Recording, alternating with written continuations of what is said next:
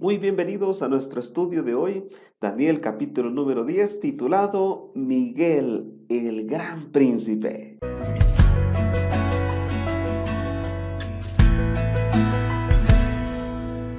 Como les dije, estaremos estudiando en este video el capítulo número 10 del libro de Daniel.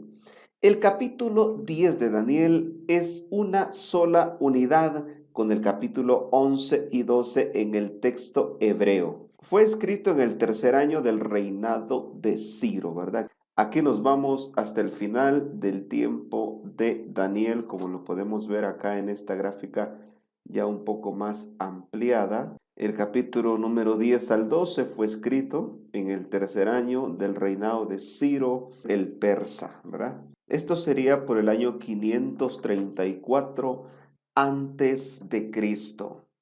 Daniel ya estaba entrado en años, cerca de 88 a 90 años, y está cerca el día de su muerte.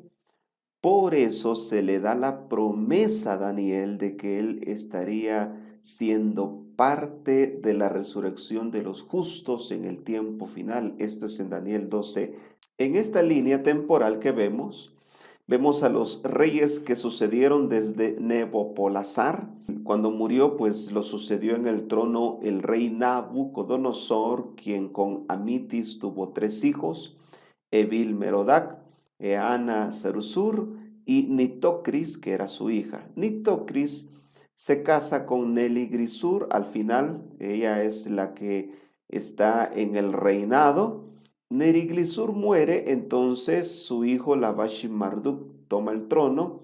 Por esa razón, Nabonido mata a Labashi, se casa con Nitocris y adopta a Belsasar, a quien lo pone como corregente, como segundo al mando.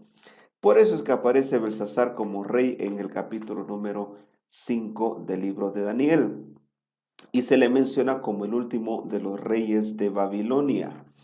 Entonces, lo sucede el rey Darío el Medo, ¿verdad? Quien reinó solo 2 años en Babilonia y también llegó a ser amigo de Daniel. Los medos y los persas conquistaron a Babilonia, ¿verdad?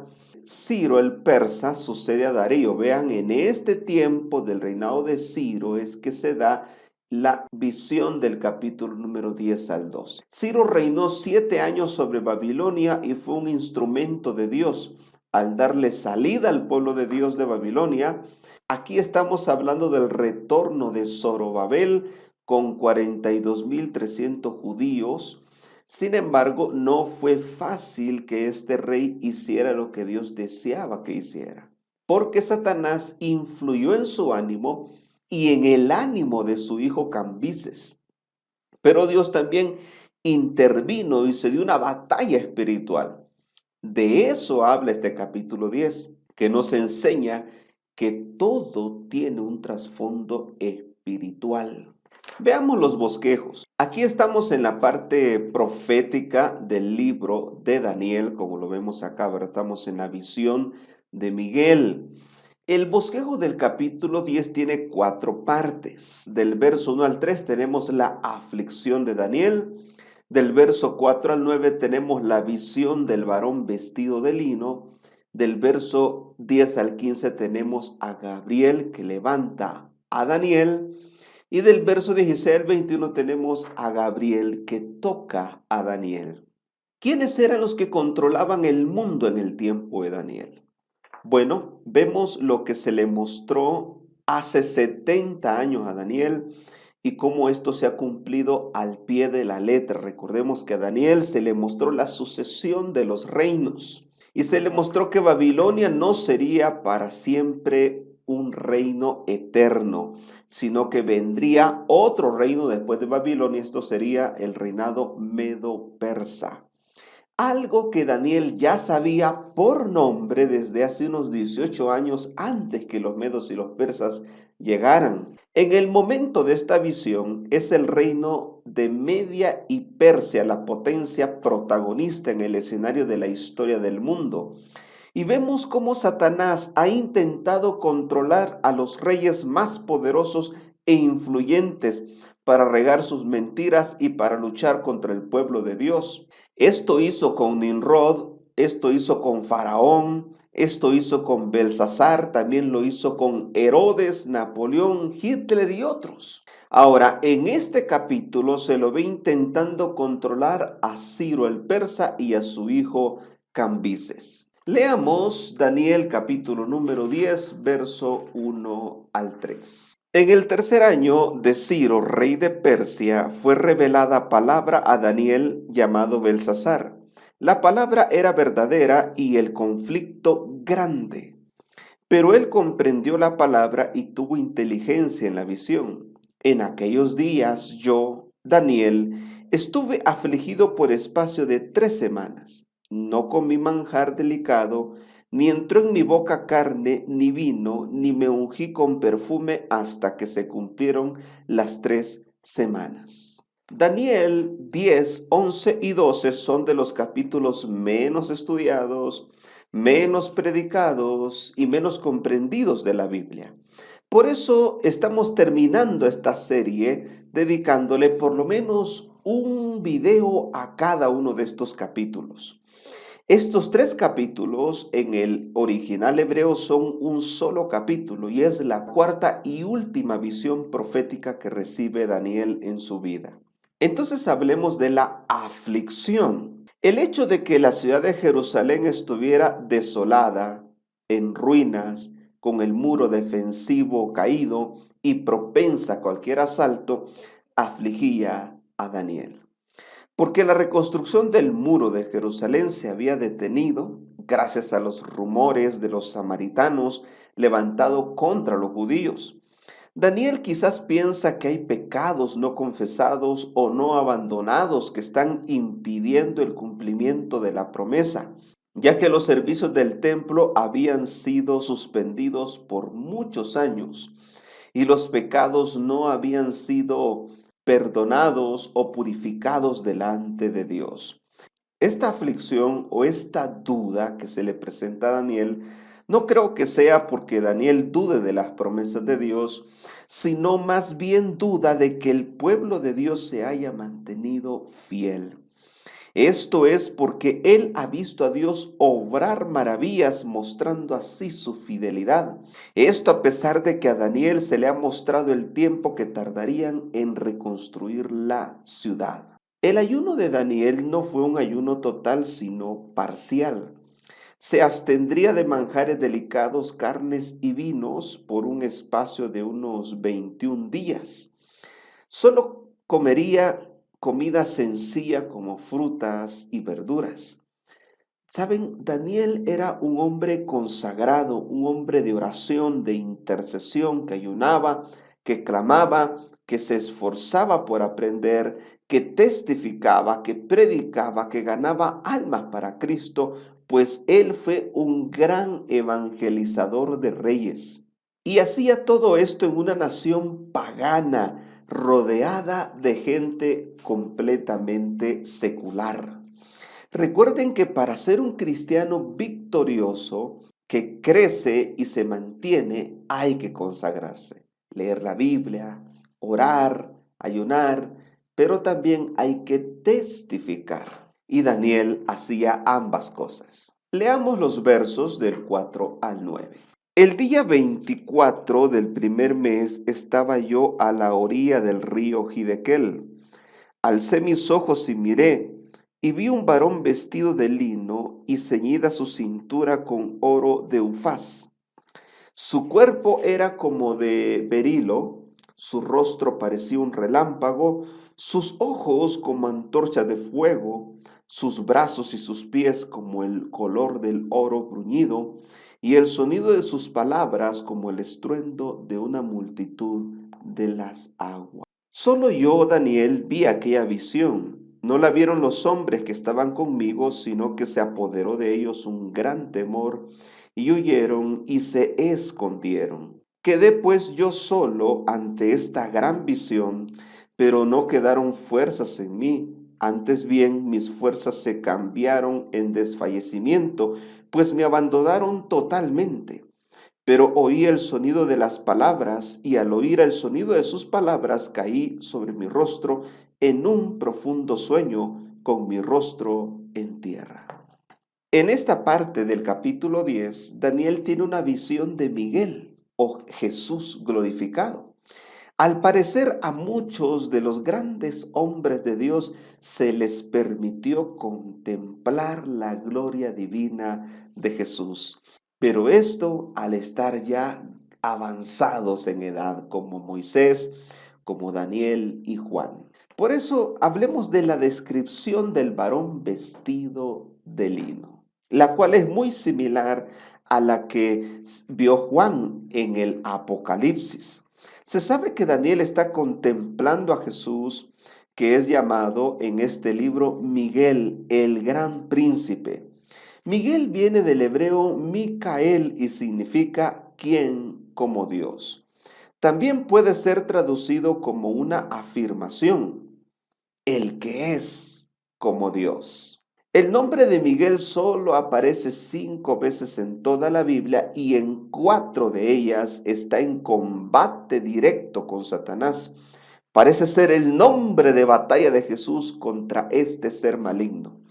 Por ejemplo, en Judas 9 se lo llama arcángel o gran príncipe a Miguel, y en ese texto reprende a Satanás. En Primera de Tesalonicenses 4:16 Jesús es llamado arcángel también. Por esa razón entendemos que solo hay un arcángel y es Jesús. Dice Daniel que él estaba a las orillas del río Hidekel, que es identificado como el mismo río Tigris o una parte de él. Y Daniel ve a Jesús en su gloria y esto lo afecta a él físicamente. Ahora leamos los versos del 11 al 15.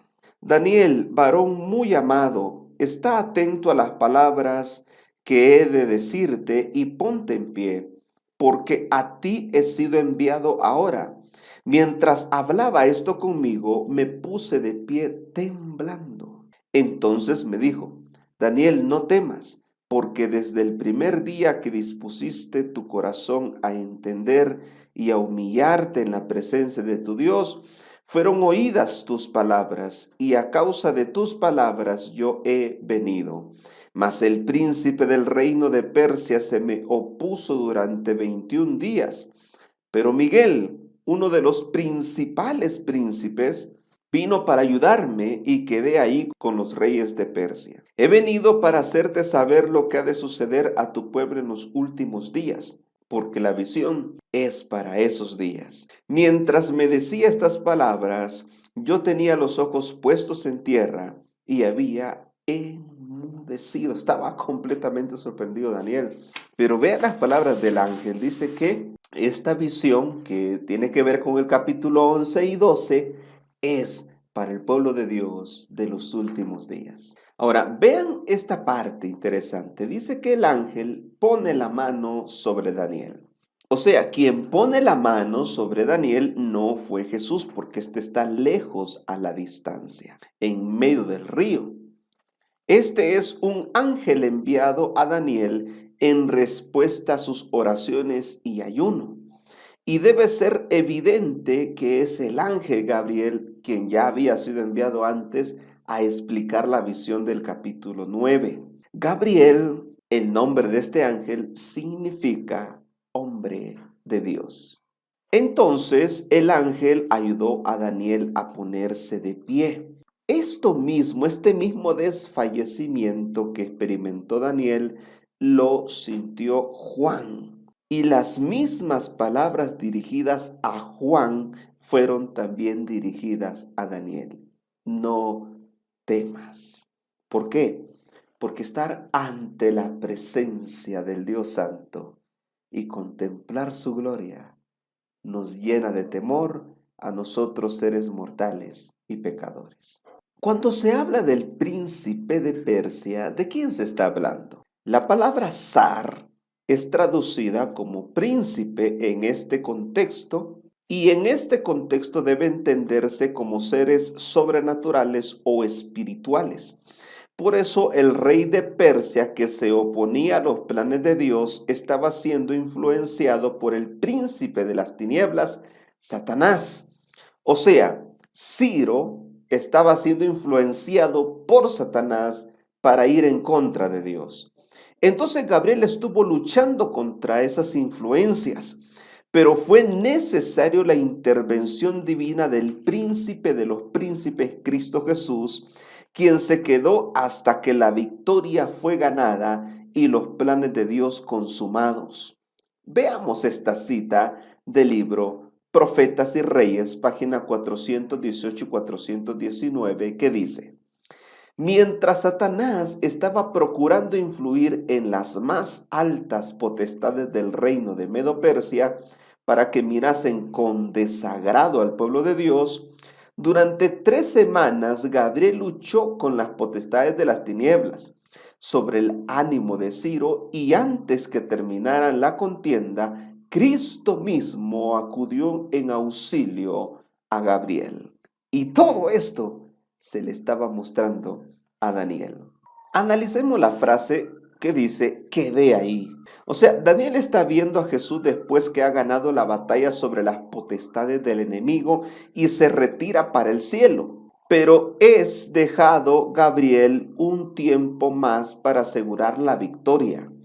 La lucha que aquí se describe era esencialmente entre los ángeles de Dios y las potestades de las tinieblas, que buscaban contrarrestar las influencias que obraban sobre el ánimo de Ciro. Cuando entró en la lucha Miguel, el Hijo de Dios, las potestades del cielo ganaron la victoria y el maligno se vio obligado a retirarse.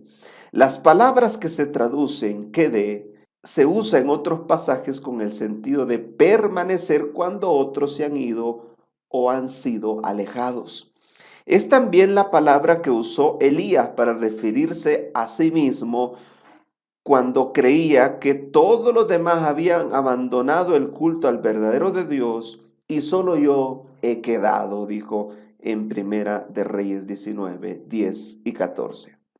En la forma en que el ángel usa esta palabra, podría significar que con la llegada de Miguel, el ángel malo se vio obligado a retirarse y el ángel de Dios quedó allí con los reyes de Persia. La victoria fue obtenida finalmente. Las fuerzas del enemigo fueron mantenidas en jaque. Este pasaje y otros más de la Biblia describen la lucha que se libra en la mente de todos los seres humanos del mundo, sobre todo en la mente de aquellos seres humanos que tienen cierto grado de poder.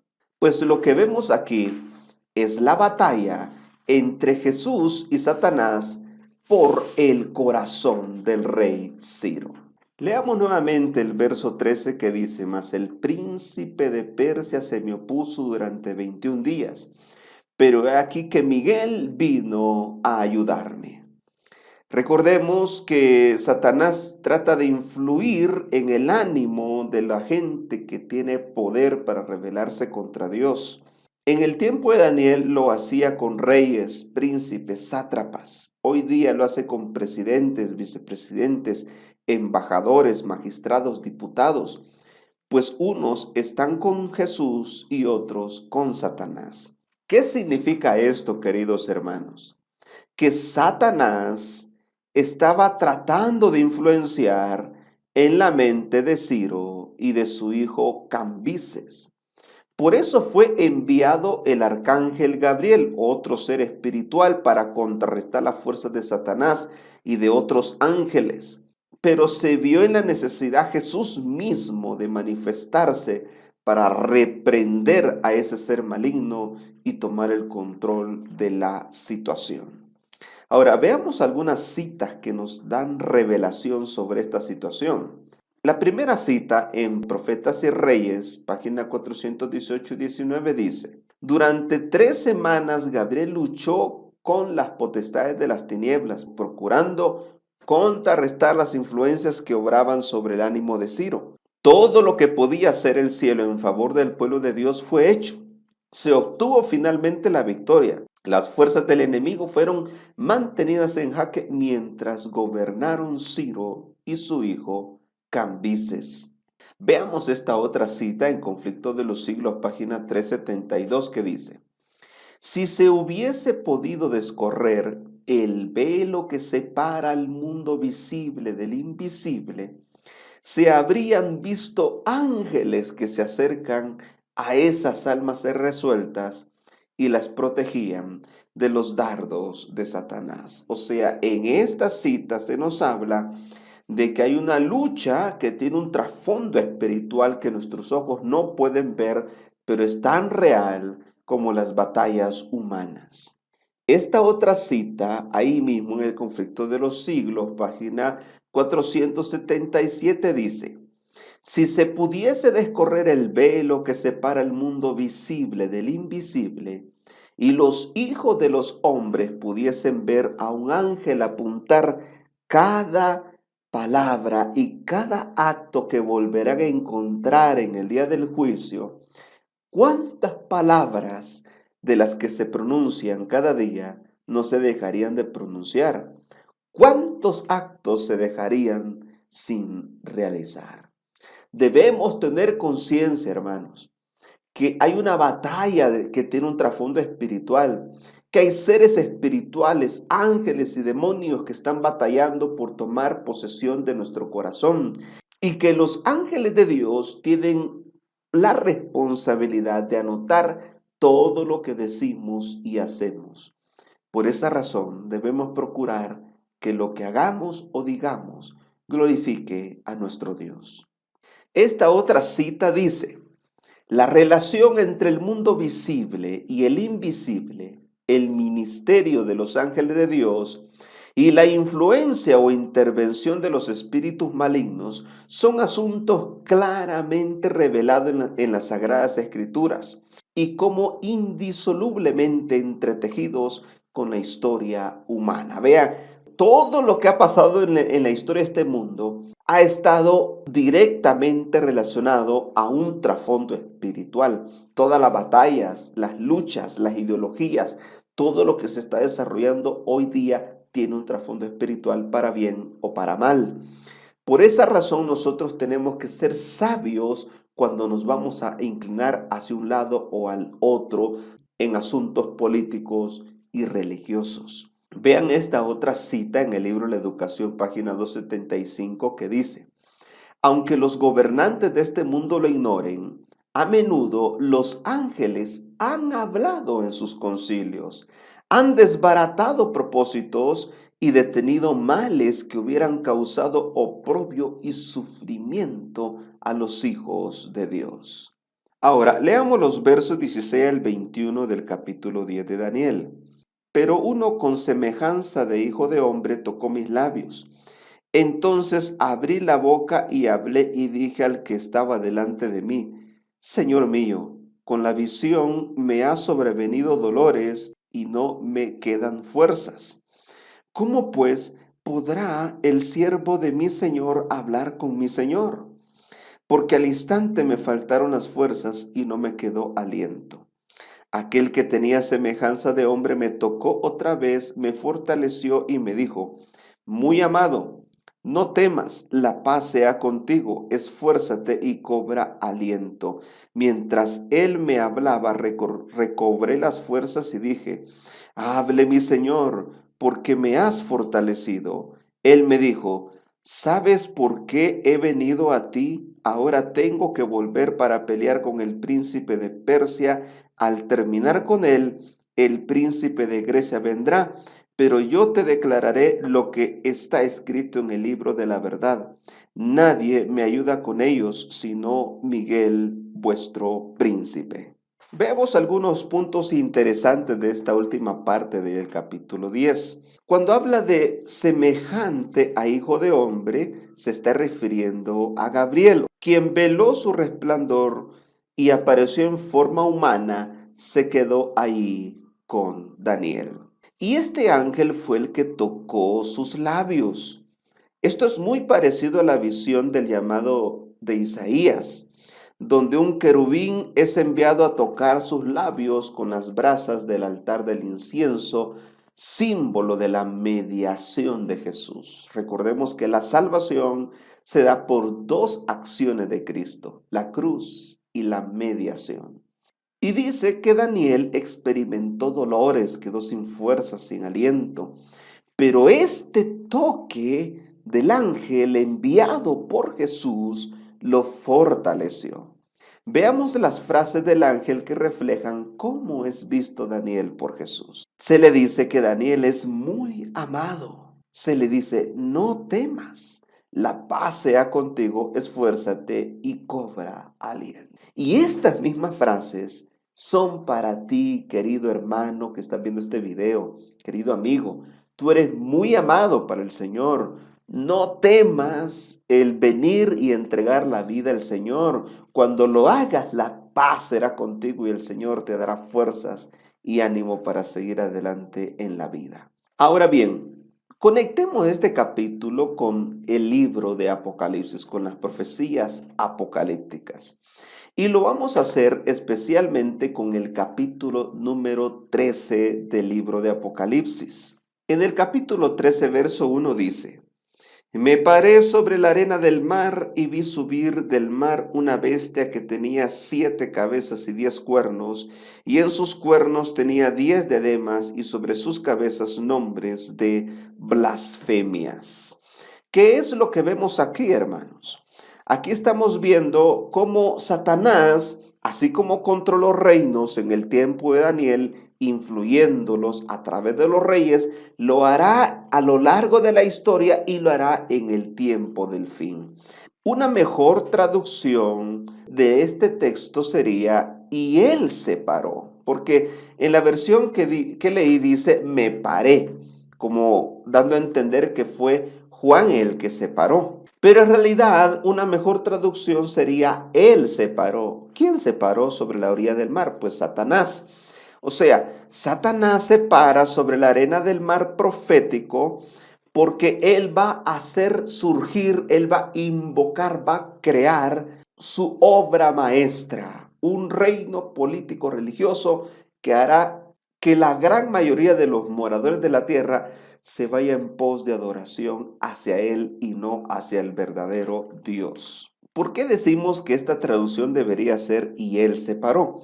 Porque en el texto griego esta es una visión continua que viene desde el capítulo 12.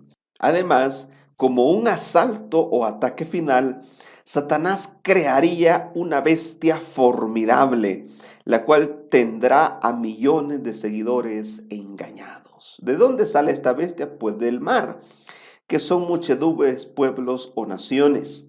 Pero ¿qué es lo que surge en realidad? No un animal literal, sino simbólico, porque la bestia representa un reino, en este caso político religioso.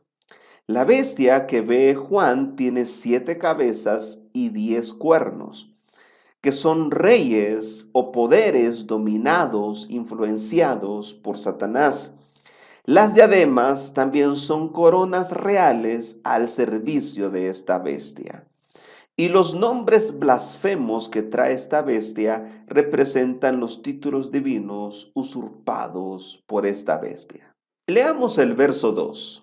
La bestia que vi era semejante a un leopardo, sus pies eran como de oso y su boca como boca de león.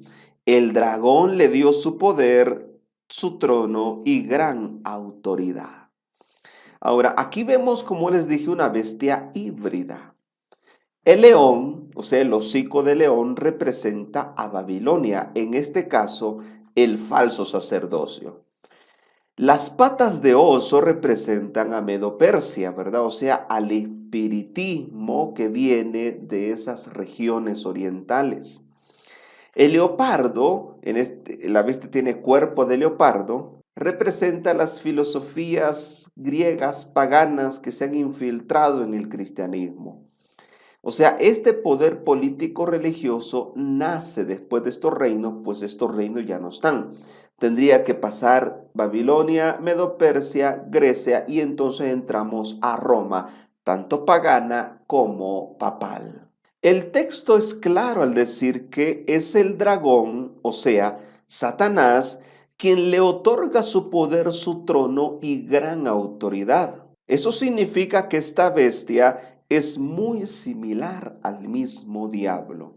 Disimulará en realidad sus intenciones y engañará a muchos. También esto significa, queridos hermanos y amigos, que Satanás ha controlado los reinos que han surgido a lo largo de la historia.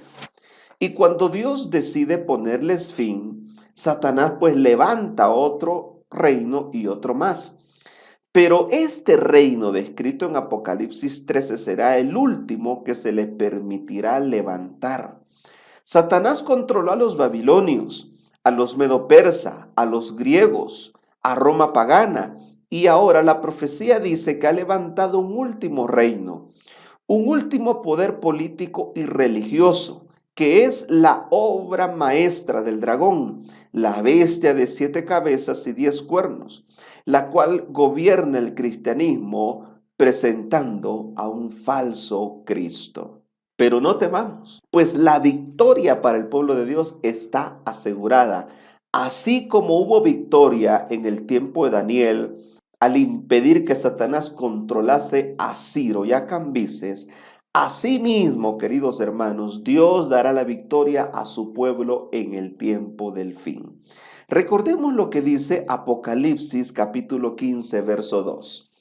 También vi como un mar de vidrio mezclado con fuego, y a los que habían alcanzado, ¿qué? La victoria sobre la bestia y su imagen, y sobre su marca y el número de su nombre, de pie sobre el mar de vidrio con las arpas de Dios. Terminemos con unas aplicaciones. En primer lugar, si algo te aflige, no dudes en hacer lo que hizo Daniel. O sea, estudia tu Biblia, ora, ayuna, testifica y espera la respuesta del Señor. Si haces eso, pronto vendrá la respuesta o la intervención de Dios en favor tuyo. Dios enviará su ángel a animarte de maneras que no te imaginas y que ni siquiera has pensado. Otra lección que aprendemos es que Satanás intenta dominar la mente de los líderes mundiales, que no domine la tuya.